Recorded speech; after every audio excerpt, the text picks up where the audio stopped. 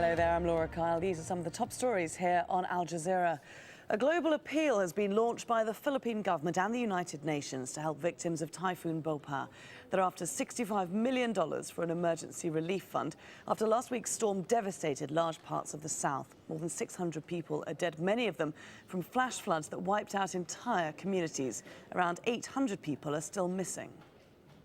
In my 15 years of service to the Red Cross, I have not seen such great destruction and devastation. If you ask the people, they would say they need water and food, really basic for survival. They didn't even think about, shelter. Many of the facilities were damaged or totally, you can't see anything, left there. Buildings were torn apart, houses were smashed on the ground or were swept away.